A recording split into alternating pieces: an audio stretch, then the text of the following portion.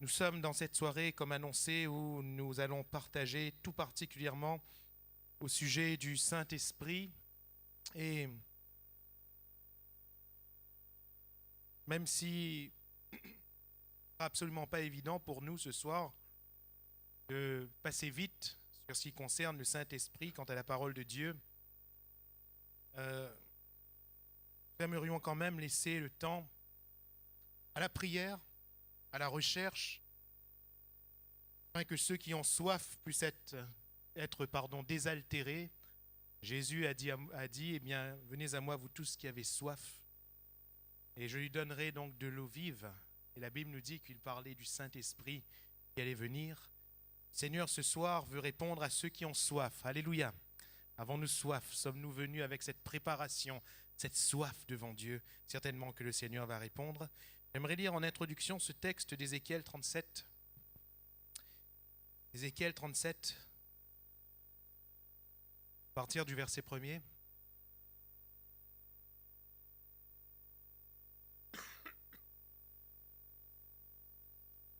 Ézéchiel 37, à partir du verset 1er, voilà ce qui nous est dit. La main de l'Éternel fut sur moi, et l'Éternel me transporta en esprit, et me déposa dans le milieu d'une vallée remplie d'ossements. Il me fit passer auprès d'eux, tout autour. Et voici, ils étaient fort nombreux à la surface de la vallée, et ils étaient complètement secs. Il me dit, Fils de l'homme, ces eaux pourront-ils revivre? Je répondis, Seigneur éternel, tu le sais. Il me dit, prophétise sur ces eaux et dis-leur, ossements desséchés, écoutez la parole de l'Éternel. Ainsi parle le Seigneur l'Éternel à ces eaux. Voici, je vais faire entrer en vous un esprit et vous vivrez. Je vous donnerai des nerfs, je ferai croître sur vous de la chair, je vous couvrirai de peau, je mettrai en vous un esprit et vous vivrez. Et vous saurez que je suis l'Éternel. Je prophétisais selon l'ordre que j'avais reçu. Et comme je prophétisais, il y eut un bruit, et voici, il se fit un mouvement, et les os s'approchèrent les uns des autres. Je regardais, et voici, leur vint des nerfs, la chair crue et la peau les couvrit par-dessus. Mais il n'y avait point en eux d'esprit. Il me dit, prophétise et parle à l'esprit. Prophétise, fils de l'homme, et dis à l'esprit. Ainsi parle le Seigneur, l'Éternel. Esprit, viens des quatre vents, souffle sur ces morts, et qu'ils revivent. Je prophétisais selon l'ordre qu'il m'avait donné. Et l'Esprit entra en eux, et ils reprirent vie, et ils se tinrent sur leurs pieds. C'était une armée nombreuse, très nombreuse. Il me dit, Fils de l'homme, ces eaux, c'est toute la maison d'Israël. Voici, ils disent, nos eaux sont desséchées, notre espérance est détruite, nous sommes perdus. Prophétise donc et dis-leur, ainsi parle le Seigneur l'Éternel. Voici, j'ouvrirai vos sépulcres, je vous ferai sortir de vos sépulcres, ô mon peuple, et je vous ramènerai dans le pays d'Israël. Et vous saurez que je suis l'Éternel lorsque j'ouvrirai vos sépulcres et que je vous ferai sortir de vos sépulcres, ô mon peuple. Je mettrai mon esprit en vous et vous vivrez. Je vous rétablirai dans votre pays et vous saurez que moi, l'Éternel, j'ai parlé et agi, dit l'Éternel. Amen. Gloire à Dieu, quel merveilleux passage que cette vision du prophète Ézéchiel. Il est question ici de l'Esprit et de l'Esprit de Dieu. Et l'Esprit de Dieu ici nous est présenté comme véritablement l'Esprit de vie. L'Esprit de vie. Au départ, c'était des eaux desséchées. Et nous avons l'explication de cette vision.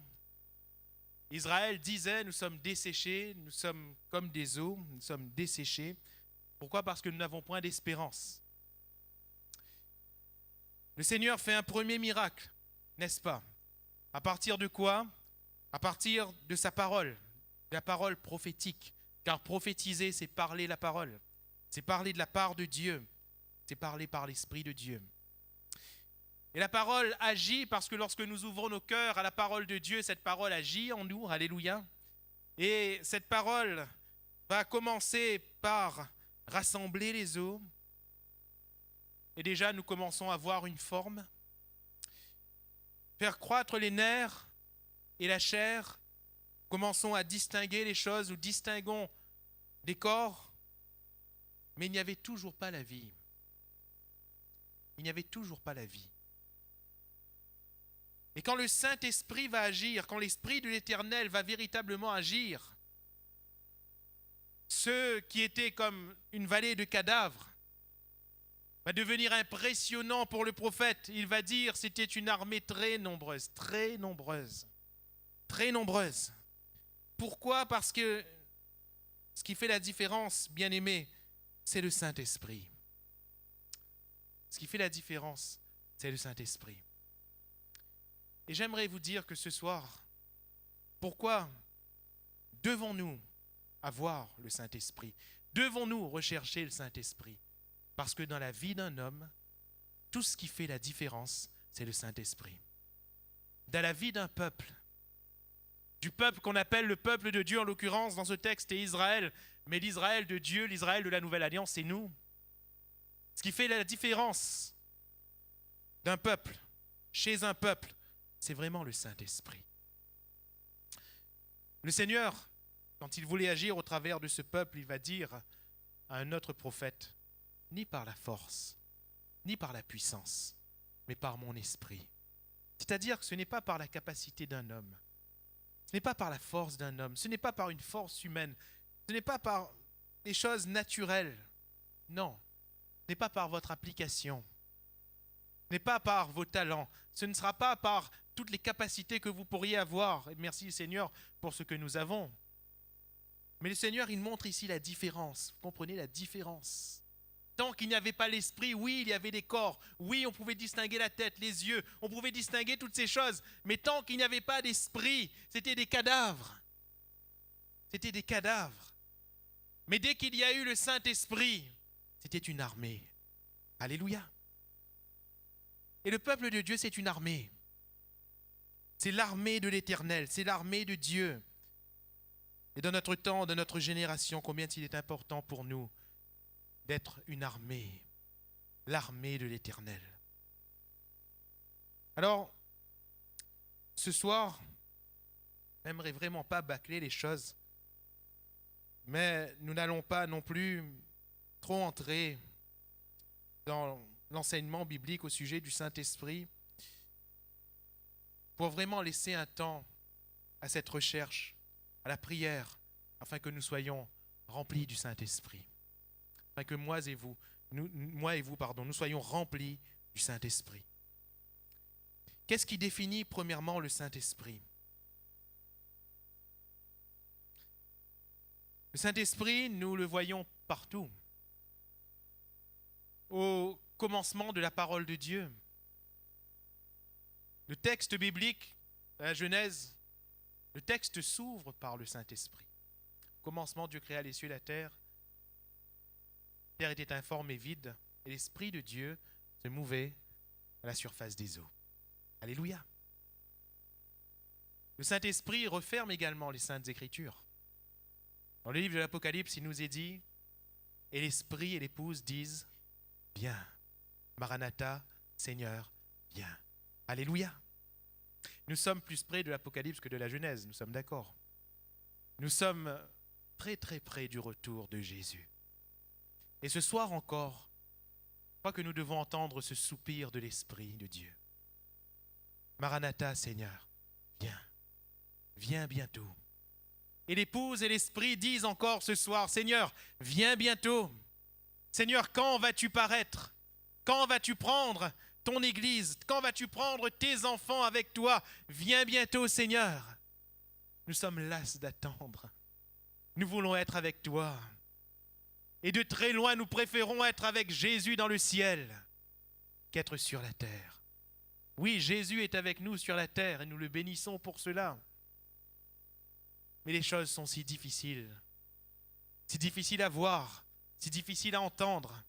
Ce monde est en train de courir à sa perte. Nous sommes dans le monde, mais nous ne sommes plus du monde. Nous sommes dans le monde, mais nous n'aimons pas le monde. Nous n'aimons pas les choses qui se font dans le monde.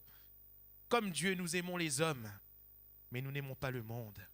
Seigneur, viens bientôt. Et le Saint-Esprit a ce soupir. Qu'est-ce qui définit donc le Saint-Esprit? La Bible nous parle clairement, Jésus en parle, les apôtres en parlent, comme d'une personne. Et je le rappelle ce soir, le Saint-Esprit est une personne. Le Saint-Esprit n'est pas une puissance impersonnelle. Le Saint-Esprit n'est pas une masse que l'on pourrait distinguer ou pas dans l'air. Le Saint-Esprit n'est pas plus à droite qu'à gauche. Le Saint-Esprit n'est pas plus au fond de la salle que sur l'estrade. Non, le Saint-Esprit est une personne. Une personne. Nous voyons que dans la parole, le Saint-Esprit agit. Dans les Écritures, nous voyons que le Saint-Esprit parle. Le Saint-Esprit dit dans Acte 13, mettez-moi à part. Le Saint-Esprit parle. C'est une personne. Nous voyons que le Saint-Esprit peut être attristé. Paul va dire, n'attristez pas le Saint-Esprit. Nous voyons qu'on peut mentir au Saint-Esprit. C'est ce que Pierre va déclarer à Ananias et à Saphira, etc., etc. Quelle personne? La personne de Dieu. Quand nous recherchons à être remplis du Saint-Esprit, nous recherchons à être remplis d'une personne. Et quelle personne? La personne de Dieu. Il y a 3 personnes en Dieu, le Père, le Fils, le Saint-Esprit. Autrement dit, quand nous disions qu'il y a 3 personnes en Dieu, il y a un seul Dieu, et Dieu se décline sous 3 personnes. Dieu n'est pas en 3 parties. Dieu, c'est 3 personnes. Dieu le Père, créateur de l'univers qui vit de toute éternité.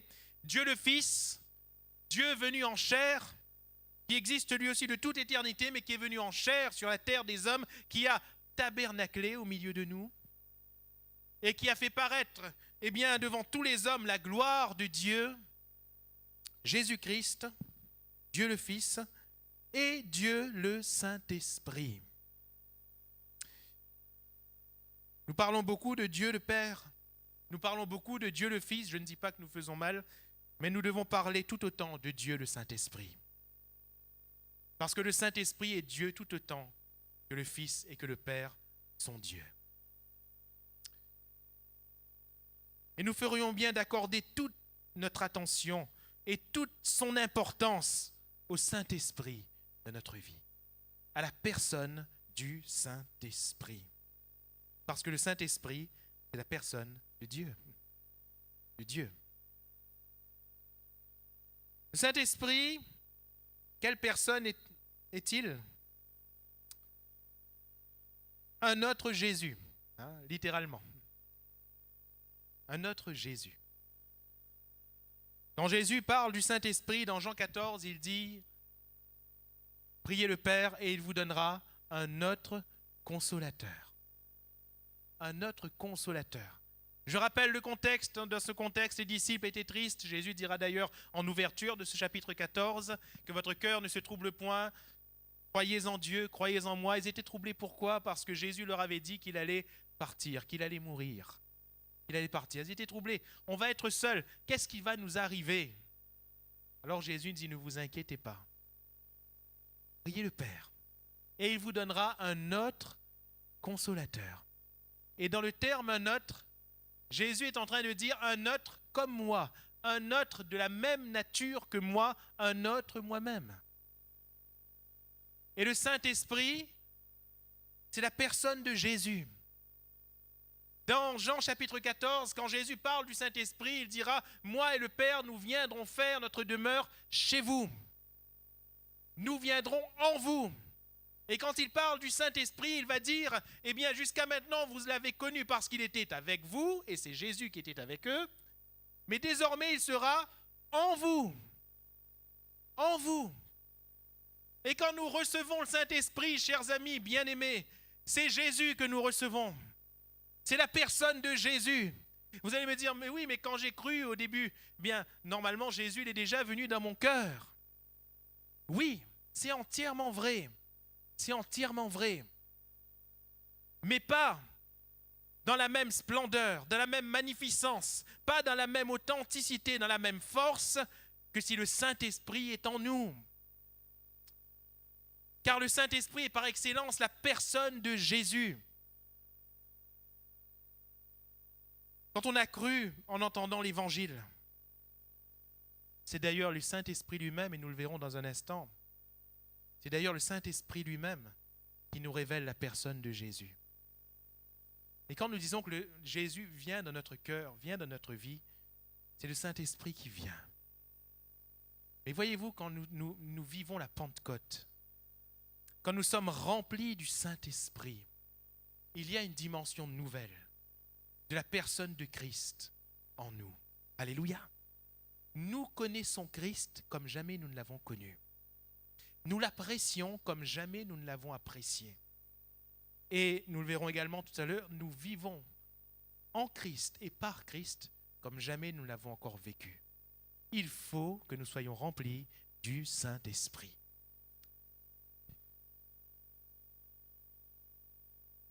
La personne du Saint-Esprit est appelée donc le Paraclet par Jésus, le Consolateur, littéralement Paraklétos, donc le Paraclet. Et cela nous montre également ce qu'est la personne du Saint-Esprit. Nous avons vu tout à l'heure des attributs de personne, personne de Dieu, personne de Jésus, un autre Jésus. Mais Jésus utilise ce terme à plusieurs reprises, le Consolateur. Si je ne m'en vais pas, le Consolateur ne viendra pas. À plusieurs reprises, il emploie ce terme. Pourquoi ? On dirait qu'il veut faire passer un message à ses disciples. Le Consolateur. Certes, nous l'avons déjà souligné auparavant, le Paraclet, ce personnage, du moins si je puis m'exprimer ainsi, ce titre, qui était donné à une personne à l'occasion d'une condamnation, parfois d'un procès. La personne qui était inculpée pouvait faire appel à un consolateur, qui faisait office en même temps d'avocat, de conseiller,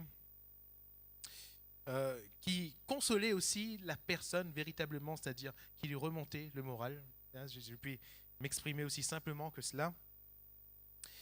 Et qui permettait à la personne, très souvent, surtout quand la personne avait cette possibilité, bien sûr, selon la situation, permettait à la personne d'être innocentée. Mais sans aller dans chacune de ces dimensions du Paraclet, Jésus, quand il parle du Paraclet ici, du Consolateur, il renvoie les disciples au rôle qu'il avait lui-même.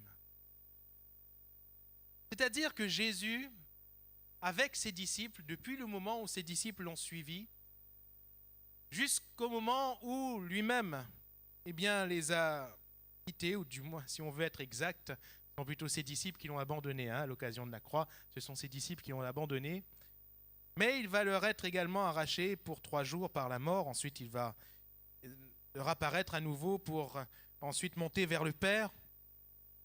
Jésus est en train de leur dire: ce que j'ai été pour vous pendant ces 3 années et demie sur terre, eh bien le Saint-Esprit sera de même pour vous, pour toujours. Pendant tout votre pèlerinage terrestre. Et Jésus était cette personne qui était avec ses disciples. Et Jésus dit à ses disciples: le Saint-Esprit sera toujours avec vous. Alléluia. Jésus était cette personne qui enseignait ses disciples. Et Jésus était en train de dire à ses disciples, c'est ce qu'il va d'ailleurs déclarer: il vous rappellera tout ce que je vous ai dit. L'Esprit de vérité. Il vous conduira dans toute la vérité. Et Jean va déclarer ceci. Il va dire: mais son onction vous enseigne toutes choses. Vous n'avez pas besoin qu'on vous enseigne. Et dans le contexte, nous comprenons qu'il est en train de dire: vous n'avez pas besoin de doctrines qui viennent d'ailleurs. Vous n'avez pas besoin de doctrines nouvelles. Non, non. Son onction vous enseigne déjà toutes choses. Et le Saint-Esprit, frères et sœurs, chers amis, dans notre vie, nous enseigne. Alléluia. C'est ce que Jésus est en train de dire à ses disciples. Mais ça va encore plus loin. Jésus est en train de dire à ses disciples que, comme moi je vous ai protégé jusqu'à maintenant, eh bien le Saint-Esprit vous protégera. C'est ce que nous verrons tout à l'heure. Comme moi j'ai fait des miracles, comme moi tant de fois j'ai pu solutionner les problèmes dans votre vie, le Saint-Esprit fera la même chose. Et le Saint-Esprit, c'est l'esprit du miracle. Alléluia. Tout ce que Jésus avait fait avec eux, eh bien le Saint-Esprit allait faire de même. Le Paraclet, le Consolateur, celui qui allait venir et qui allait les consoler quelque part de l'absence physique de Jésus. Qu'est-ce qui définit le Saint-Esprit? Donc premièrement, une personne. Deuxièmement, un don. Un don. Et j'aimerais marquer le fait ce soir que le Saint-Esprit est un don. Un don. C'est-à-dire une grâce. Un don fait du Père au Fils.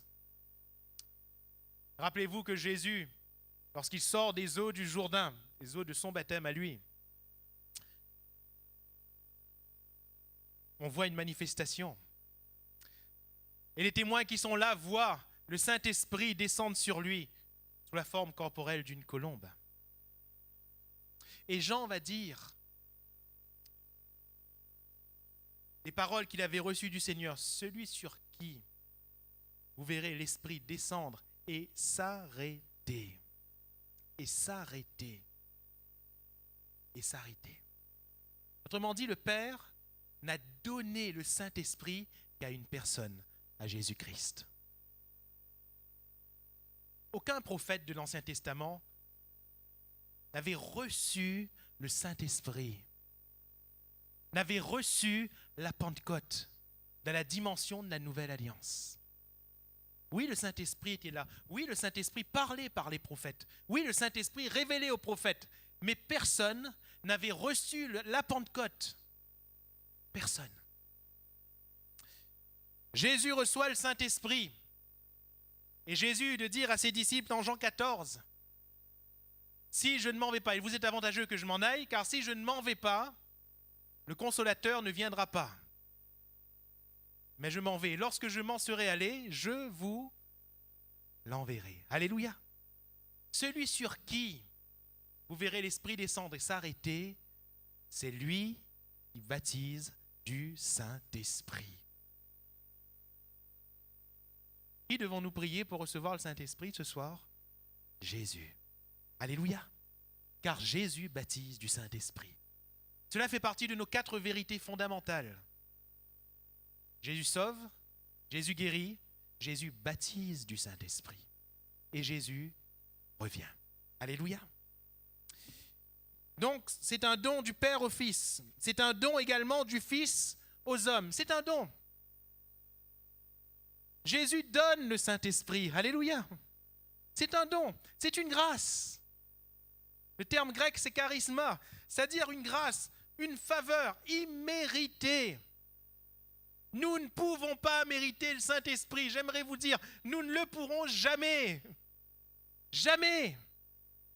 On peut occuper la plus haute place de l'Église aux yeux des hommes. On peut avoir le plus grand ministère.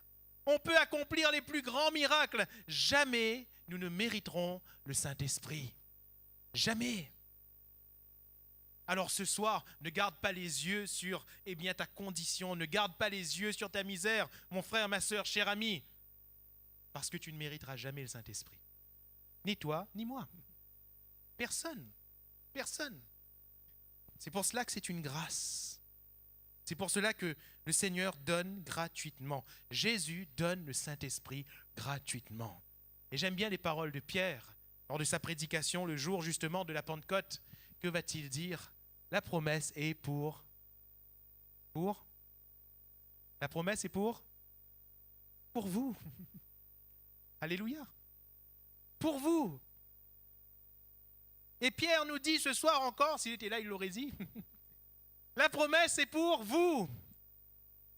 Et je lui dis, Seigneur, la promesse est pour moi. La promesse est pour moi. Alléluia. Ce soir, je vais être un petit peu égoïste. Je ne pense pas à mon camarade, je pense à moi. Et je dis, Seigneur, la promesse est pour moi. C'est pour ma vie, c'est pour mon cœur, c'est pour moi. Et si chacun de nous, nous voulons dire, Seigneur, la promesse est pour moi, ce soir, nous serons tous remplis du Saint-Esprit. Tous. Comment le Seigneur qui nous propose cette grâce, cette gratuité, ce don, comment va-t-il retenir si nous lui demandons? Le Saint-Esprit est une personne, le Saint-Esprit est un don. Le Saint-Esprit en nous est également une œuvre. L'œuvre, nous l'avons dit tout à l'heure, cette œuvre, c'est celle de la présence du Seigneur. Car le Saint-Esprit en nous, c'est Dieu en nous, c'est Jésus en nous. Et nous voyons ce Dieu qui est un, mais qui est aussi trinitaire. Eh bien, c'est le Dieu tout entier qui vient dans notre vie. C'est Dieu qui vient dans notre vie.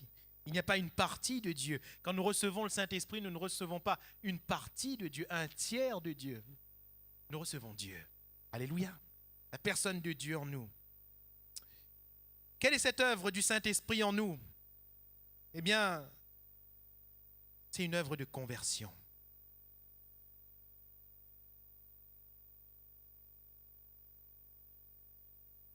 Une œuvre de conversion. Pourquoi est-ce important? Peut-être que vous allez me dire, frère, mais nous sommes déjà convertis. Ce soir, vous ne croyez pas qu'on a encore besoin de se convertir?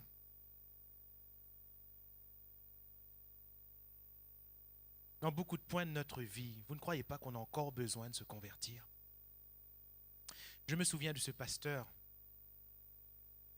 ancien. Ce frère, je ne vais pas citer son nom, vous le connaissez très bien, il n'est pas réunionnais, hein, mais vous le connaissez quand même très bien. Mais comme je ne lui ai pas demandé l'autorisation de faire part de ses paroles ce soir, donc je ne vais pas citer son nom. Mais ce pasteur qui va dire un jour, récemment, après un comportement qui a été odieux vis-à-vis de ma femme, j'ai vu que j'avais encore besoin de me convertir. De me convertir. Se convertir, c'est quoi? C'est se détourner des œuvres mauvaises. C'est se détourner de ce qui en nous est mauvais.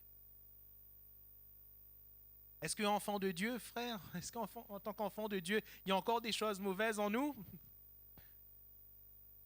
Qui va me répondre non? J'attends. Mais bien sûr que oui. Bien sûr que oui. Nous sommes encore dans un corps de chair et de sang. Oui, il y a encore des choses mauvaises en nous. Oui, on a encore besoin de faire demi-tour. Par rapport à certains traits de notre caractère, on a encore besoin de faire demi-tour. Par rapport à certaines œuvres qui sont présentes et répétitives dans notre vie, on a besoin de faire demi-tour. Par rapport à certaines colères qu'on ne maîtrise pas encore, on a encore besoin de faire demi-tour. Par rapport à certaines mentalités marquées, qui empêchent parfois le Seigneur d'agir, on a encore besoin de faire demi-tour. Oui, on a encore besoin de se convertir. Eh bien, le Saint-Esprit fait une œuvre de conversion en nous. Alléluia. Si nous ne comptons sur le Saint-Esprit que pour la conversion du début et pour la suite de la route, nous l'abandonnons. Frères, sœurs, nous ne nous convertirons en réalité jamais. Il n'y aura plus aucun demi-tour dans notre vie. On va y essayer de faire peut-être, mais comment? Par la force et par la puissance. Par notre force et par notre puissance. Mais ça ne changera jamais profondément. Jamais. C'est le Saint-Esprit qui nous permet de nous convertir. Pourquoi? Parce que premièrement, il convainc de péché, de justice et de jugement. Ce que notre chair et notre sang n'appellent pas péché, le Saint-Esprit est en mesure de nous convaincre que nous sommes en train de pécher. Vous savez, parfois, notre chair et notre sang amènent des arrangements. Des arrangements. Alors on s'arrange avec notre péché. On s'arrange, on se justifie dans tel ou tel acte ou telle situation. On se justifie. Après tout, je suis qu'un homme. Hein? Après tout, je ne suis pas encore au ciel. Il me faut encore des défauts. Après tout, j'ai crié sur ma femme parce qu'elle avait tort. Donc c'est normal que je crie sur elle comme sur un chien. Après tout, là, ce n'est pas le Saint-Esprit qui agit là. Là, c'est la chair et le sang qui arrangent et qui nous fait miroiter que même si nous péchons, nous sommes quand même chrétiens. Ah Seigneur, convainc-nous encore ce soir. Convainc-nous encore ce soir de péché, de justice et de jugement. Ce soir, alors que l'on parle ensemble, qu'on partage ce soir sur ce sujet, dans cette salle, des hommes et des femmes sont sur des voies tortueuses. Pourquoi? Parce qu'ils ne se laissent plus convaincre. Parce qu'on dirait que le Saint-Esprit ne peut plus avoir cours. Oui, on a le Saint-Esprit pour parler en langue. Oui, on a le Saint-Esprit pour donner un don spirituel. Mais on donne les dons spirituels pour les autres. Mais on dirait que le Saint-Esprit ne peut plus toucher, il ne peut plus venir, il ne peut plus. Frère, la conversion, oui, je me suis déjà converti, ça fait longtemps, je suis converti maintenant. À quoi sert la sanctification alors? Si la conversion seule du début suffisait. À quoi sert la sanctification? La sanctification, c'est quoi? La sanctification, c'est le renoncement de toutes les œuvres mortes. Et oui, quand nous venons à la croix, il y a déjà un renoncement, oui. Quand nous venons à la croix, il y a le sang de Jésus qui nous lave et qui nous purifie, qui nous sanctifie, oui. Mais pourquoi Paul va-t-il dire alors, travaillez à votre salut, avec crainte et tremblement? Pourquoi va-t-il écrire aux églises en leur disant de renoncer aux œuvres mauvaises? Pourquoi va-t-il dire, eh bien, affectionnez-vous aux choses de l'esprit? Pourquoi? S'il n'avait plus besoin d'être, pardonnez-moi l'expression, mais piqué par le Saint-Esprit. Esprit de Dieu, pique-nous encore ce soir. Sois encore cette épée en nous. Sois encore cette pointe en nous qui nous fait mal. Tant qu'il y aura des choses contre toi en nous, Seigneur, viens et pique-nous encore. Alléluia. La conversion. Il convainc de péché, de justice, parce que quand on est convaincu de péché, le Saint-Esprit nous convainc de la justice de Dieu, car notre Dieu est juste, notre Dieu est saint. Il est 3 fois saint, mais il est infiniment saint, parfaitement saint. Et donc le Saint-Esprit nous convainc de la justice de Dieu, que Dieu, lui, il est comme ça. Jamais il ne va s'identifier à notre péché. Jamais il ne va passer l'éponge comme cela sur notre péché. Jamais. Et donc il nous convainc du jugement. Parce que le péché étant là, la justice de Dieu étant ce qu'elle est, nous sommes, dans notre péché, obligatoirement jugés. Obligatoirement. Alors que fait le Saint-Esprit? Il nous tourne et il nous tourne encore. Il tourne nos regards vers l'œuvre de Jésus à la croix du Calvaire. Alléluia. Parce que si nous avions besoin du sang de Jésus au moment de notre conversion première, initiale, nous avons besoin du même sang aujourd'hui afin de nous convertir. Alléluia. Afin que notre péché soit lavé et que nous soyons encore transformés. Péché, justice, jugement. Et puis il y a conversion parce qu'il nous fait tourner vers le Seigneur. Et le Seigneur vient, et le Seigneur nous lave, et le Seigneur nous change. Alléluia. Nous sommes par le Saint-Esprit des nouvelles créatures. C'est ce que Jésus va dire à Nicodème. Il faut naître de nouveau, Nicodème. Il faut naître de nouveau. Et Nicodème va dire, attends, dans sa tête de docteur, il était en train de faire les calculs, et il était en train de dire, mais naître. Et il voit le ventre de sa maman, et il dit, mais comment je vais faire? Comment je vais faire? C'est pas possible. Est-ce qu'il faut, quand on est vieux, retourner dans le sein de sa mère et renaître Jésus? Jésus va dire, mais non! Mais non! Ça, c'est la chair. Ça, c'est physique. Nous parlons de choses spirituelles. Et spirituellement, naître de nouveau, c'est naître d'eau et esprit. Alléluia. Vous voyez que le Saint-Esprit est là. Et il amène ce changement en nous. Alors ce soir, convertissons-nous par le Saint-Esprit. Alléluia. Permettons au Saint-Esprit de faire cette œuvre de conversion. Quelle est cette œuvre? Une œuvre d'édification. Le Saint-Esprit fait une œuvre en nous d'édification, de construction. Comment?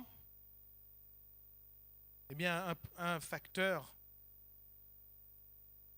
qui est premièrement cité concernant l'édification, le parler en langue. Celui qui parle en langue s'édifie lui-même. Or, comment parlons-nous en langue? Par le Saint-Esprit.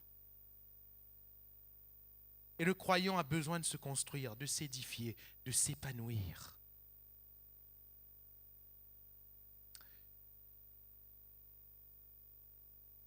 J'aimerais vous prendre une image toute simple pour vous montrer combien l'édification est importante. On néglige cela souvent. Mais notre édification personnelle et quotidienne est très importante. Alors, vous allez très vite comprendre. Je cherche de mes regards un acteur ou une actrice. Hein, assurez-vous, hein, avec des critères très précis. Sœur, est-ce que ta petite fille, est-ce que tu penses qu'elle va vouloir venir sur ce podium? Un instant, oui. Tu peux lui demander de venir? Appelle-moi ton prénom. Stéphanie. Stéphanie, d'accord. Tu es courageuse, Stéphanie. Voilà. Regardez, moi et elle. Si cet enfant, on la laisse partir dehors, je lui dis, allez, tu peux rentrer chez toi, va dehors. Est-ce que ce serait une bonne chose ou pas? Non? Pourquoi? Si moi, eh bien, je vais dehors et je vous dis, je rentre chez moi, à pied, est-ce que vous seriez inquiet? Non. Moi, non. Mais pourquoi elle, oui? C'est la même rue, on est d'accord? On a des jambes pareilles? Enfin, pas pareil, mais on a des jambes? Tu sais marcher? Oui. Oui. Elle sait même parler. Ouais. Pourquoi est-ce que moi, je peux, vous ne seriez pas inquiet, mais elle, non, il ne faut surtout pas. Pourquoi? C'est une enfant. Mais pourquoi une enfant ne peut pas sortir? Parce que elle risque gros, oui. Il y a un grand danger pour elle. Parce qu'elle n'est pas suffisamment mature. Elle n'est pas suffisamment mature. Merci beaucoup, Stéphanie. Tu peux regagner ta place. On néglige souvent l'édification, frères, sœurs, personnelle. Et j'insiste, quotidienne. Paul, qu'est-ce qu'il va dire? L'auteur de l'Épître aux Hébreux, qu'est-ce qu'il va dire? Vous êtes encore des enfants. Vous êtes encore des enfants. À qui avons-nous affaire, frères et sœurs? Au diable, au démon.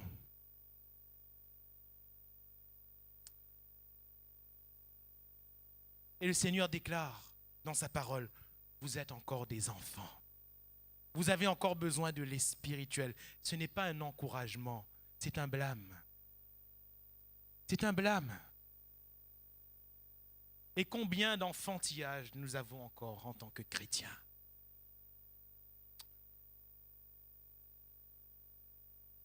On dirait qu'on reste toujours au même stade.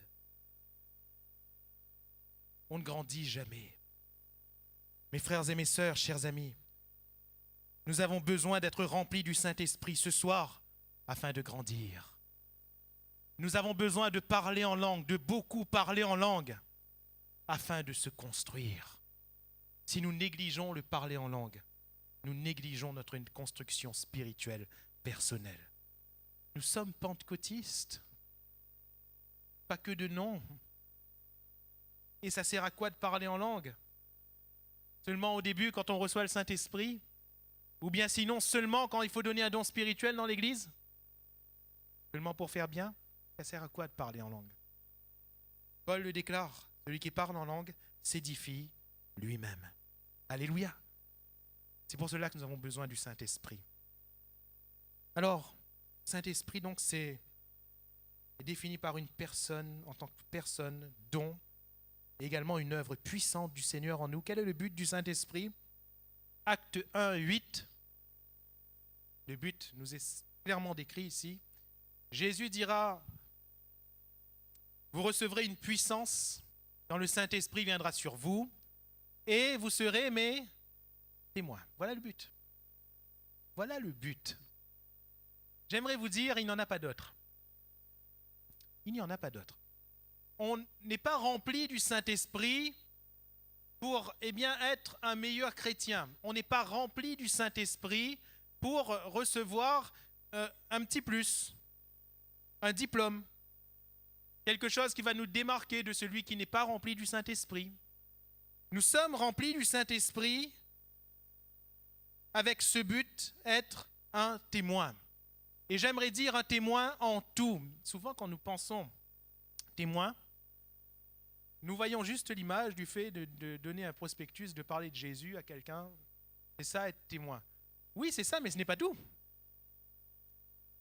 Être témoin de Christ, être rempli du Saint-Esprit, être témoin, c'est être témoin en tout. Être témoin vis-à-vis des païens, pour que lorsque l'on parle, lorsque l'on se comporte, ce soit par le Saint-Esprit.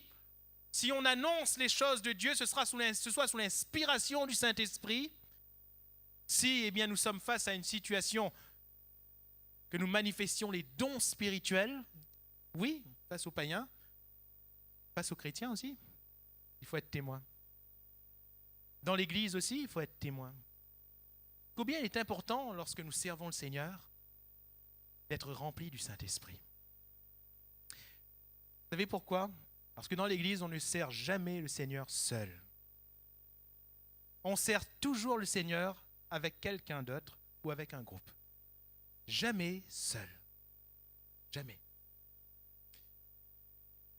Pour se comporter d'une manière efficace, même au milieu d'un groupe chrétien, nous avons besoin du Saint-Esprit. Et même nous, leaders, qui devons conduire des groupes, nous avons besoin du Saint-Esprit. Parce que nous n'avons pas la sagesse en nous-mêmes. Rappelez-vous que Moïse pouvait piloter un peu ce grand navire qu'on appelait Israël, parce qu'il avait reçu le Saint-Esprit. Mais ensuite, quand humainement parlant, il était débordé, parce qu'il fallait s'asseoir depuis tôt le matin jusqu'à tard le soir pour trouver les solutions pour le peuple. Alors Jéthro va lui donner un bon conseil. Tu te fatigues toi-même, tu fatigues ce peuple. Choisis des responsables de 10, de 100, de 1000. Et quand ces anciens vont être choisis, le Saint-Esprit Dieu va prendre de l'esprit qui était sur Moïse et va donner à chacun de ces anciens, à chacun de ces leaders, de sorte qu'ils dirigent non plus par eux-mêmes, mais par le Saint-Esprit. Alléluia. Il est important pour nous d'être témoins, toujours témoins, même quand nous servons le Seigneur. Témoins face aux païens, témoins face aux chrétiens, témoins dans notre famille. Nous avons besoin d'être remplis du Saint-Esprit, nous parents vis-à-vis de nos enfants. Parce que nous pouvons le dire, et moi je le dis le premier, trop souvent nous manquons. Même si nous y allons avec la sagesse humaine, même avec beaucoup de sagesse, nous manquons. Nous avons besoin du Saint-Esprit. Nous avons besoin de manifester à nos enfants le fruit de l'Esprit. L'amour, la paix, la joie, la patience, la bonté. Toutes ces choses, nous avons besoin de les manifester à nos enfants. Alléluia. Comment voulons-nous qu'ils se convertissent un jour s'ils ne voient en leur père qu'une brute épaisse? S'ils ne voient en leur mère une femme qui est en train de s'énerver tout le temps? Peut-être que c'est légitime, hein? Peut-être que la maman s'énerve parce qu'elle ne sait plus quoi faire. Peut-être que le papa est brut parce que, des fois, sous la pression, il n'arrive pas à être doux. Mais quand on n'arrive pas, on a le Saint-Esprit. Alléluia. Et lui nous permet d'arriver là où nous n'arrivons pas. Être témoin, donc, dans notre couple. Être témoin. Nous avons besoin d'être remplis du Saint-Esprit vis-à-vis de notre épouse, vis-à-vis de notre mari. Nous avons besoin d'être remplis du Saint-Esprit, même pour gérer une dispute. Un point de désaccord. Avant d'aller dans un combat, dans un pugilat, hein, un pugilat. C'est le terme pour les anciens. Pour les nouveaux, on va dire d'un kickboxing. Hein. Avant d'en venir aux mains, frères, sœurs, n'avons-nous pas le Saint-Esprit? Nous devons être remplis du Saint-Esprit. Quel est le but du Saint-Esprit de notre vie? Nous amener vers la perfection, nous amener vers ce que Christ est. Et c'est pour cela que Paul va dire, mais vivez par l'Esprit, et vous n'accomplirez pas les désirs de la chair. Alléluia. Comment voulons-nous vivre par l'Esprit si l'Esprit n'est pas en nous? Le Saint-Esprit n'est pas une règle, n'est pas un code de vie. Pas comme si que le Saint-Esprit nous a laissé un listing pour qu'on suive et qu'on coche à côté. Oui, c'est bon, on a fait. Le Saint-Esprit, on l'a dit tout à l'heure, est une personne. Et c'est la personne de Dieu en nous qui va nous aider à abandonner les œuvres de la chair. Alléluia. La chair et le sang, mon frère, ma soeur, ce sont tes pulsions. C'est notre caractère humain, charnel. Mais vivre par l'Esprit, c'est vivre selon ce que l'Esprit nous pousse. Alléluia. Selon ce que l'Esprit nous inspire. Quel est le but du Saint-Esprit dans notre vie? C'est une victoire par l'Esprit. La parole de Dieu nous dit quand l'ennemi viendra comme un fleuve, l'Esprit de l'Éternel le mettra en fuite. Alléluia. Que vont dire les disciples à Jésus? Ils vont revenir de leur mission avec beaucoup de joie. Ils étaient heureux. Ils se réjouissaient et ils disaient à Jésus, mais Seigneur, en ton nom, même les démons nous sont soumis. Alléluia. Et si nous avons affaire au diable, si nous avons affaire aux démons, comment remportons-nous la victoire, frères, sœurs? Par le Saint-Esprit. Alléluia. Et le but du Saint-Esprit est de nous amener dans l'adoration parfaite. La véritable adoration. Parce qu'il y a des pseudo-adorations. Il y a des adorations qui ne sont pas des adorations. Adoration, adorer Dieu, c'est premièrement voir Dieu, pour ensuite le contempler. La véritable adoration, c'est une contemplation de tout ce que Dieu est. C'est cela la véritable adoration. Donc, si quelqu'un n'a pas vu Dieu, il adore quoi? Dites-moi. Si quelqu'un n'a pas vu Dieu, qu'est-ce qu'il est en train de faire? Nous sommes dans ce temps, je parle du milieu évangélique, parce que nous parlons du monde, mais il ne faut pas croire que même le milieu évangélique charismatique, soit parfait. On dirait que l'adoration, c'est la mode. Hein? L'adoration, c'est devenu une mode. C'est devenu une mode. On voit toutes ces vidéos qui traînent avec des gars et des guitares sur les podiums, et puis allez, on adore. Le président des assemblées de Dieu d'un pays européen disait un jour, « Je trouve qu'il y a de plus en plus d'adorateurs de l'adoration. » Il y a de plus en plus d'adorateurs de l'adoration. Nous n'adorons pas l'adoration, nous adorons le Seigneur. C'est ce qui fait toute la différence. Comment pouvons-nous adorer Dieu? Comment pouvons-nous contempler Dieu? Par le Saint-Esprit. Car personne ne connaît les profondeurs de l'homme si ce n'est l'Esprit de l'homme. De même, personne ne connaît les profondeurs de Dieu si ce n'est l'Esprit de Dieu. Et Jésus de dire à cette femme samaritaine dans Jean chapitre 4 que le Père recherche des adorateurs, les véritables, ceux qui l'adorent en esprit et en vérité. Alléluia. Voilà la véritable adoration. Voilà comment nous contemplons Dieu par le Saint-Esprit. Et quand Moïse va dire au Seigneur, fais-moi voir ta gloire. Fais-moi voir ta gloire. Le Seigneur va dire, ok, bon, tu ne pourras pas voir en face parce que tu vas mourir, mais tu me verras par derrière. Cache-toi dans le creux du rocher. Et quand, je passerai, l'Esprit de l'Éternel proclamera le nom de l'Éternel. Alléluia. L'Esprit de l'Éternel. C'est par l'Esprit de l'Éternel que Moïse a pu voir la gloire de l'Éternel. Ô Saint-Esprit, ce soir, fais-nous voir la gloire de Dieu. Fais-nous contempler le Seigneur dans toute sa magnificence. Alléluia. Et je conclurai par ce point. Comment recevoir le Saint-Esprit? Nous avons vu qu'est-ce qui définit le Saint-Esprit, quel est le but du Saint-Esprit. Comment recevoir le Saint-Esprit? C'est tellement simple, mais en même temps, pour ceux qui sont dans la situation, on dirait que c'est compliqué, pas vrai? Je ne sais pas, peut-être que pour vous, qui cherchez depuis quelques jours déjà, qui cherchez depuis quelques mois, certains quelques années, un des membres de ma famille avait cherché le Saint-Esprit pendant près de 40 ans. Mais au bout, il l'a trouvé quand même. Hein. Mais peut-être que vous cherchez pendant des années, cela m'amène à dire, si simple, mais en même temps si difficile. Si simple, mais en même temps si difficile. J'aimerais vraiment que premièrement, ce soir, à la lumière de tout ce que nous venons de voir, que nous concevions tous qu'il est facile de recevoir le Saint-Esprit. Facile, dans quel sens? Parce que ce n'est pas moi qui me remplis du Saint-Esprit, c'est Jésus qui me remplit du Saint-Esprit. Je n'ai donc aucune mécanique à activer, aucun rite à satisfaire, rien du tout. Jésus me remplit du Saint-Esprit, nous l'avons entendu tout à l'heure, comment? Par grâce. Alléluia. Par grâce. Donc ce n'est pas un mot que je vais dire qui va faire que je vais mériter. Ce n'est pas une œuvre que je vais faire qui va faire que je vais mériter. Non, c'est lui qui me remplit du Saint-Esprit par grâce. Alléluia.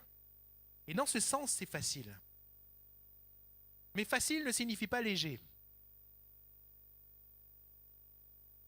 Je vous renvoie à Actes chapitre 2. Ils étaient ensemble dans un même lieu. Et qu'est-ce qu'ils faisaient? Ils priaient. Pas depuis quelques minutes, pas depuis quelques heures, mais depuis quelques jours. Donc ce n'est pas léger. Ce n'est pas quelque chose qu'on va recevoir là en un claquement de doigts. Hein? Nous sommes dans cette société où on fait tout pour qu'on reçoive tout en un claquement de doigts. Vous avez vu? Pour allumer la télé maintenant, vous pouvez appuyer sur un bouton, c'est tout. Il n'y a encore même pas besoin d'être devant l'écran. Même sur votre fauteuil, vous appuyez sur un bouton. On parle du fauteuil, maintenant, il n'y a plus besoin d'aller prendre une pouffe ou quelque chose pour mettre devant, pour mettre les pieds dessus. Non, on actionne un bouton, paf, ça lève. Hein? Tout en un bouton.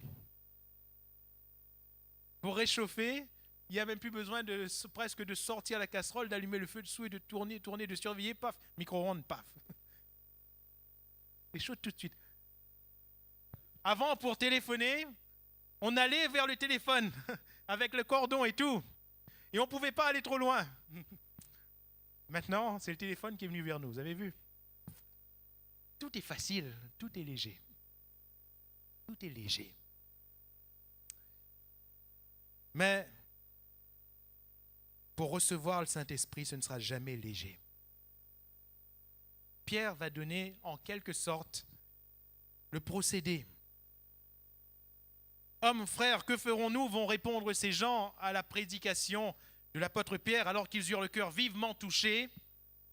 Pierre va dire, premièrement, repentez-vous. Alléluia.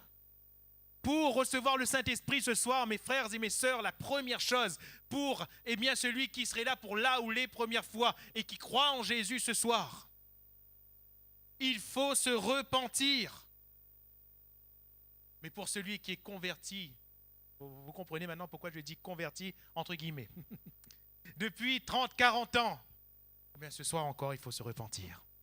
Vous savez, la repentance, ce n'est pas un moment. La repentance, c'est une vie. Alléluia.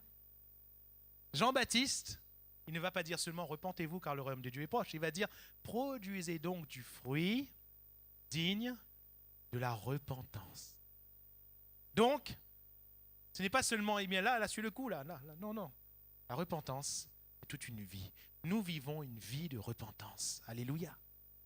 Et ce soir encore, peut-être que nous avons besoin de nous repentir. Repentez-vous. 2, que chacun de vous soit baptisé pour le pardon de ses péchés. C'est-à-dire, engagez-vous. pour recevoir le Saint-Esprit, il faut avoir l'optique d'être lié à Dieu par l'engagement. Alléluia. Avoir ce désir, cette résolution de marcher avec Dieu. On peut être baptisé du Saint-Esprit avant de passer par les eaux du baptême. Ça a été mon cas, par exemple. Ce n'est pas une règle d'être baptisé et ensuite de recevoir le Saint-Esprit. La Bible nous en parle. Corneille, sa maison, ont reçu le Saint-Esprit avant d'être baptisé. Et d'autres encore. Donc, ce n'est pas une règle, si vous voulez bien, de se faire baptiser et ensuite de recevoir le Saint-Esprit, peu importe l'ordre. L'important, c'est le cœur. Le cœur qui, un, se repent, le cœur qui, deux, veut vivre et marcher avec Dieu. Alléluia. Et troisièmement, la foi. Car la promesse est pour vous. Pourquoi est-ce que Pierre, il rajoute ça? Il rajoute ça. Car la promesse est pour vous. Pour susciter dans le cœur de son auditoire la foi, pour qu'il reçoive maintenant et sans délai le Saint-Esprit. Et mes frères et mes sœurs, nous allons recevoir ce soir le Saint-Esprit si nous croyons. Alléluia. C'est par la foi. La seule mécanique qui est en marche n'est pas une mécanique du mérite, c'est la foi. C'est parce que nous croyons, c'est parce que nous recevons. J'aimerais vous dire quelque chose. Beaucoup, nous avons vu beaucoup recevoir l'onction du Saint-Esprit. Il n'y avait pas de preuve, mais on le ressentait dans notre cœur. Mais ces personnes, par manque de foi, n'ont pas parlé en langue. Par manque de foi. Mais ce soir, vas-tu manquer de foi? Ou vas-tu, par la foi, recevoir le Saint-Esprit et parler en langue? J'aimerais juste te rappeler une chose. Dans cette chambre haute, ils furent tous remplis du Saint-Esprit et ils se mirent tous à parler en d'autres langues. Alléluia. Il n'est pas dit ils furent remplis du Saint-Esprit. Là, ça ne dépend pas d'eux. Ils furent, donc c'est passif. Ils furent remplis du Saint-Esprit, mais par contre, se mettre à parler en d'autres langues n'est pas passif. Le texte ne dit pas ils furent remplis de parler en langue ou ils furent obligés de parler en langue. Non. Il n'y a pas une mécanique du Saint-Esprit qui s'installe dans nos mâchoires. Il n'y a pas une mécanique du Saint-Esprit qui nous fait battre la langue ou qui nous fait trembler dans notre corps. Non, non, pas du tout. Ils se mirent à parler en d'autres langues. Alléluia. Il n'y a aucun mysticisme là-dedans. Ils se mirent à parler en d'autres langues. C'est-à-dire que ce sont eux qui ont décidé, par la foi, sous l'inspiration du Saint-Esprit, ils ont décidé de se mettre à parler en langue. Alléluia. Et ils ont parlé en langue. C'est aussi simple que ça. Ce soir, par la foi, veux-tu recevoir le Saint-Esprit et te mettre à parler en d'autres langues? Qui que nous soyons, quoi que nous soyons, le Saint-Esprit est pour chacun de nous. Alors, j'aimerais rappeler l'équipe des chantres, des musiciens. Et on va chanter ce cantique. Il nous dit « Je veux que ma vie soit remplie. Je veux que ma vie soit remplie du Saint-Esprit. » Et puis nous allons demander au Seigneur sa grâce afin que notre vie soit remplie du Saint-Esprit.